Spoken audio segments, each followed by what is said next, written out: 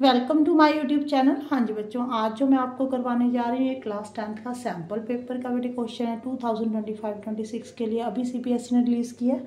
हाँ जी, क्वेश्चन क्या है बेटे, जो फर्स्ट क्वेश्चन है वो तो एनसीईआरटी की बुक में है, बट फिर मैं आप समझा देती हूँ। यहाँ पे आपको बोला है ये नंबर जो है कंपोजिट नंबर आपने शो करना है।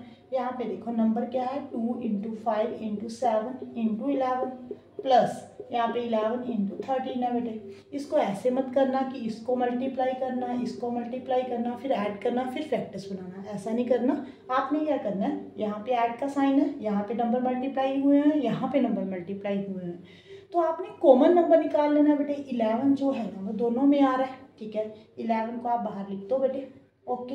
बीच में क्या रह जाएगा 2 × 5 × 7, फिर ऐड का साइन डाल दो, क्या रह गया यहाँ पे 13, क्लियर। अब यहाँ पे 11, यहाँ पे कितना आ जाएगा 70 प्लस 13, यहाँ पे 83, ठीक है जी। जो ये नंबर बना, अगर आप 83 और 11 को मल्टीप्लाई करते हो, ठीक है जी, तो यहाँ पे जो नंबर बनेगा बेटे वो बनेगा, ये देखो 913।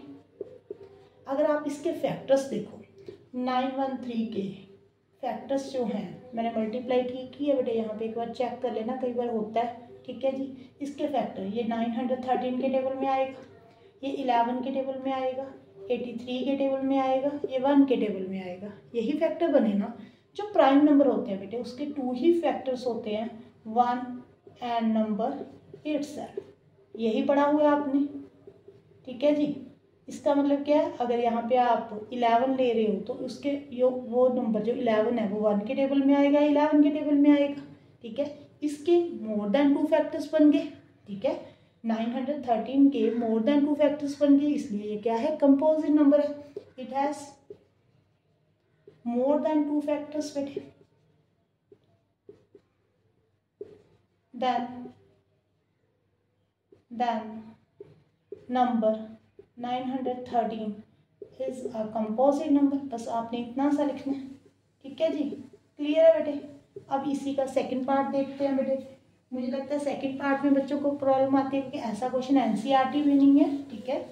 आर.डी. शर्मा की बुक में ऐसे क्वेश्चनों की प्रैक्टिस करना बेटे, वहाँ पे बहुत अच्छे से दिए हुए हैं ऐसे क्वेश्चन।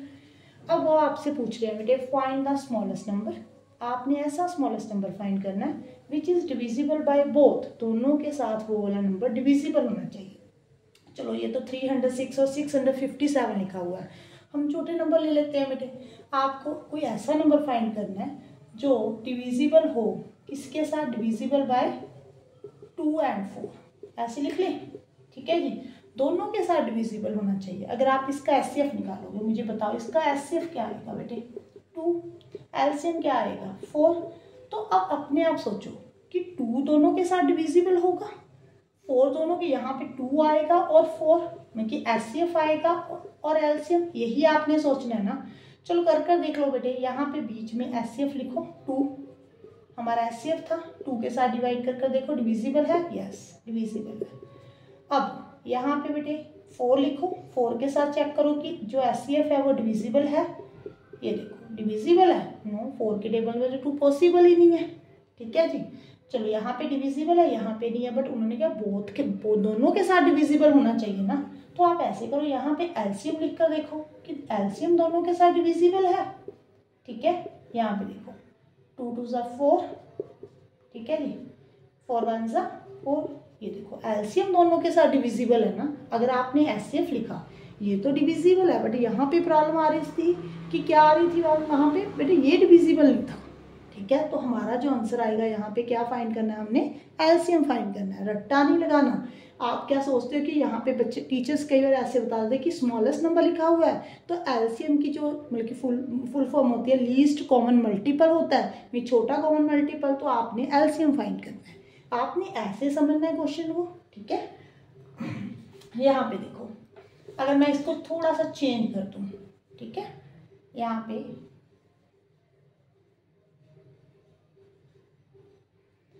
पे बेटे 10 ले लेती हूँ, ठीक है जी। यहाँ पे 12 ले लेती हूँ, 5 2 ज़ा 10 होता है, 2 2 ज़ा 4, 4 3 ज़ा 12। अगर ऐसे आपका नंबर है, ठीक है, ऐसे देखो एचसीएफ क्या आ रहा है, यहाँ पे 2, एलसीएम जो आ रहा है बेटे वो कितना आ रहा है 5 × 2 raised to power 2 × 3, 5 4 ज़ा 20, 60 आ रहा है, चेक कर लेना एक बार, ठीक है जी, कोई मिस्टेक ना हो, ठीक है।